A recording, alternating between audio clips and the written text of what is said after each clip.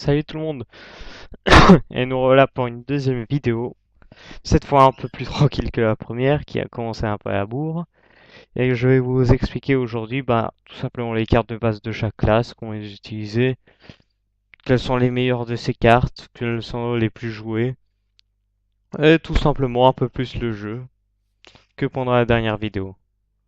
Alors on va faire les classes une par une et commencer par celle de druide. Alors, pour commencer, le pouvoir du druide et de se mettre un d'attaque et un d'armure sur son héros, donc son héros pour attaquer, pendant un tour, au coût de 2 bien sûr, parce que tous les pouvoirs héroïques coûtent 2. Maintenant regardons les cartes du druide. On va commencer par éclat lunaire. L'éclat lunaire est une carte qui coûte 0, donc elle est gratuite à jouer. Elle inflige un petit point de dégâts, tout simplement. C'est une carte très peu jouée, que j'irais même jusqu'à vous déconseiller de jouer. Bien sûr, elle est gratuite, mais son utilité va s'avérer à être très peu, enfin, elle va être très peu utile car le pouvoir déjà en lui-même, même s'il coûte 2, permet d'infliger un point de dégâts. Et vous verrez que en fin de partie, c'est pas vraiment la carte que vous voudriez avoir. Innervation, une carte beaucoup mieux, beaucoup plus jouée, que je vous conseille ici quand vous commencez, qui vous permet de gagner 2 cristaux de mana pendant un tour uniquement. Donc c'est la pièce, mais encore plus puissant, et qui est une carte seulement disponible chez le druide. Donc, c'est une carte super à avoir en début de jeu. Si en plus de ça, vous pouvez avoir une carte qui coûte 3 ou 4, 4 est le plus conseillé, comme un Yeti qui est une carte tout simple, hein, une créature qui coûte 4 et qui a 4 d'attaque et 5 de vie. Eh bien, déjà, c'est une grosse problématique pour l'adversaire qui lui aura beaucoup de mal à la détruire en début de partie. Puis nous avons la griffe. La griffe est le pouvoir héroïque du druide, mais en plus puissant et qui coûte moins. Mais c'est une carte donc il faut bien sûr l'avoir. Il faut bien sûr l'avoir et il faut savoir qu'on ne peut pas mettre plus que 2 fois la même carte dans un deck. Donc l'accès à la carte est assez limité. Donc la griffe qui permet d'avoir 2 d'attaque et 2 d'armure pendant ce tour-ci. Moi, je vous conseillerais plutôt cette carte car elle est pas mal, surtout quand vous débutez. Et elle permettra de vous enlever une carte qui a 2 de vie, ou même plus si vous enchaînez avec quelque chose d'autre, bien sûr. Après, on a la croissance sauvage. La croissance sauvage, donc, le druide, vous allez vous rendre compte il va beaucoup jouer sur ça, dépasser son ennemi en cristal. Donc cette carte va vous conférer un cristal de mana en plus.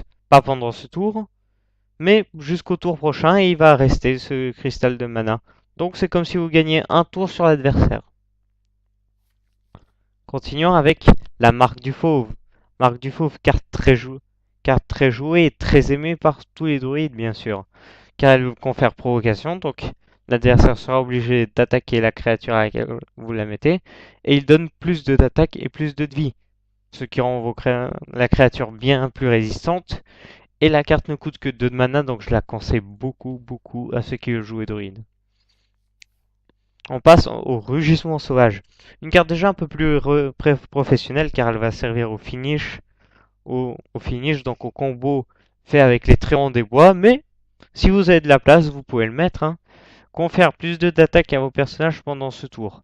Donc vous imaginez déjà le gros boost. Bien sûr, il faut avoir un terrain assez peuplé. Donc si on a très peu de cartes sur le terrain et qu'on est en désavantage, eh bien elle va très peu servir. Donc il faut déjà être sûr d'avoir un avantage de créature et quand vous êtes en désavantage, elle va pas trop vous servir.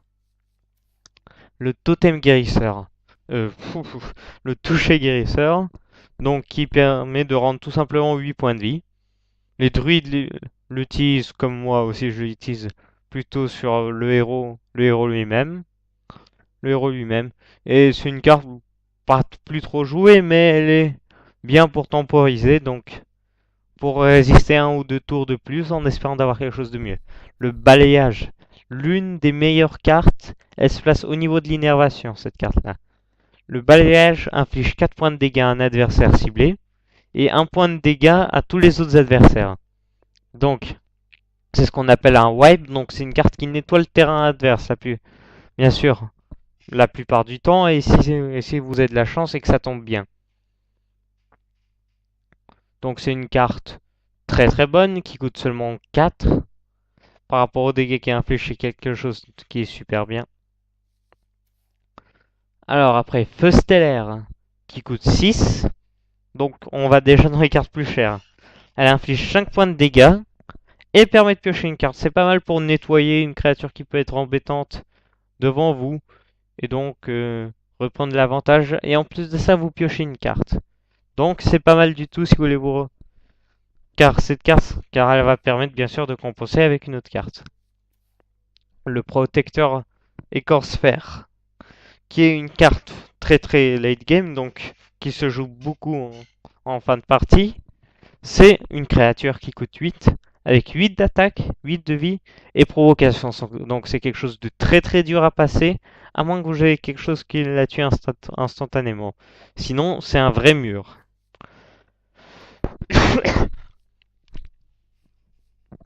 Maintenant, on va passer à la classe de chasseur.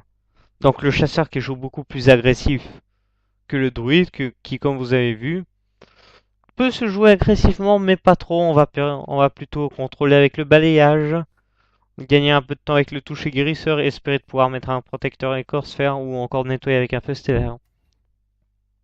Et là, on passe au chasseur. Le chasseur, comme j'ai dit, est beaucoup plus agressif. Et toute première carte, eh bien la marque. La marque fait tomber les points de vie d'un serviteur à 1. Carte qui donne un très gros avantage, car elle va pouvoir vous permettre de presque tuer instantanément l'adversaire, car si vous avez en plus de ça une créature ou un sort qui lui permet d'enlever peu de vie, ou même beaucoup, eh bien le tuera. Le pistage, qui est comme la marque du chasseur, une carte assez utilisée chez les chasseurs, et qui permet d'afficher 3 cartes sur le dessus du deck, donc les 3 prochaines cartes que vous aurez dû piocher, et d'en choisir une que vous prenez en votre main, et les 2 autres seront défaussées, donc elles ne seront plus dans le jeu. Petit conseil pour les joueurs, moi aussi au début j'avais fait cette erreur, mais mieux ne vaut pas peut-être la garder et la jouer dès le premier tour, car vous aurez plutôt besoin de ça quand vous serez en désavantage, et où vous aurez vraiment besoin d'une bonne réponse. Donc l'utiliser au tout premier tour, je compte ça plutôt comme du gaspillage sur cette carte. Elle ne coûte que 1, hein. C'est pour ça que je vous le dis. Le tir d'arcane. Tir d'arcane qui inflige tout simplement 2 points de dégâts pour 1, donc c'est l'éclat de lune qui coûte 1 de plus et qui fait un dégât de plus, tout simplement. Le loup des bois. Le loup des bois donne plus 1 à vos autres bêtes. Donc certaines créatures sont des bêtes, c'est écrit en dessous ici. Il y a des bêtes, des démons et plein d'autres sortes. Donc, il y aura beaucoup de zoos chez les chasseurs et ils vont jouer agressif avec eux. Donc, ils vont mettre plusieurs créatures qui sont des bêtes et les booster avec le loup des bois, qui est un très bon choix, bien sûr. Mais à pas mettre tout seul car il y en a un qui coûte 1. Ça se fait brûler, ça se fait détruire très facilement. Le compagnon animal, qui invoque un compagnon aléatoire, donc une créature qui va dans tous les cas coûter 3, car le sort va coûter 3. Et je vais vous dire quels sont les 3 compagnons. Donc c'est une carte très utilisée aussi, très bonne aussi.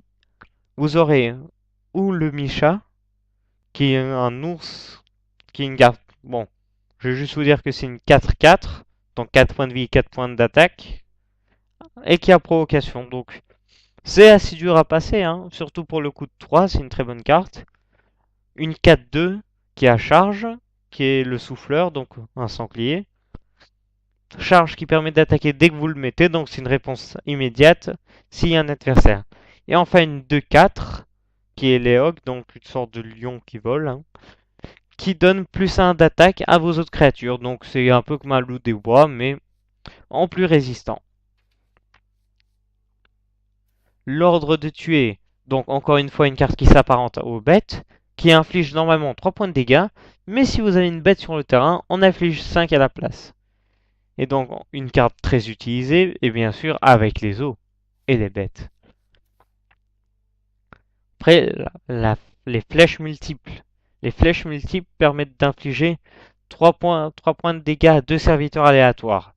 Donc, je vais vous dire, c'est à peu près le seul wipe qu'il y a chez ce chasseur. Donc, il vaut mieux ne pas essayer de jouer trop contrôle avec le chasseur parce on va pas trop y réussir. Et c'est l'une des seules cartes qui est quand même une très bonne réponse, qui peut s'avérer être une très bonne réponse.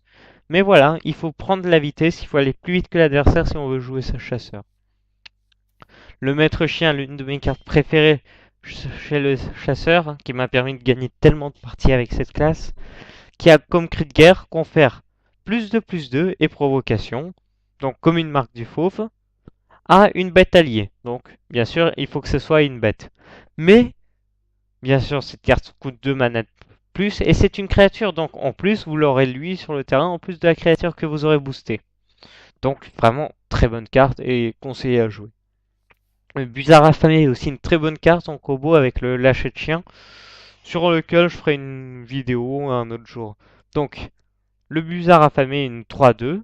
Ça a changé parce qu'avant c'était une 2-1 qui coûtait 2. Et avec laquelle c'était, on va dire, un peu plus facile. Même beaucoup plus facile. Ils ont rabaissé, ils vous ont augmenté le coût de la carte et ont augmenté des stats, mais elle était mieux avant, je trouve. Et donc vous piochez une carte à chaque fois que vous invoquez une bête. C'est aussi simple que ça. Et vu que la main du chasseur a tendance de s'épuiser, donc les cartes que vous avez en main, eh bien, il vaut mieux l'avoir lui au cas où. Et enfin, le dernier mais pas des moindres, le Rhino de la Tornade. Une 2-5, bon, vous allez me dire pas beaucoup d'attaque, pas mal de points de vie et il la charge car vos bêtes en charge, sachant que lui-même a la charge, donc ça vous fait déjà une créature avec charge. Pas beaucoup de vie, c'est vrai, mais ça vous permet après, si vous voulez enchaîner avec de grosses bêtes, en espérant qu'il reste sur le terrain, bien sûr, eh bien, ça va aller taper fort. Alors c'est tout pour cette vidéo, je présenterai bien sûr les autres classes, il nous manque le mage, le paladin, le prêtre, le voleur, le chaman, le démoniste et le guerrier que je présenterai dans une autre vidéo bien sûr, bientôt, mais là il me reste plus trop le temps. Alors je vous dis à la prochaine fois, ciao.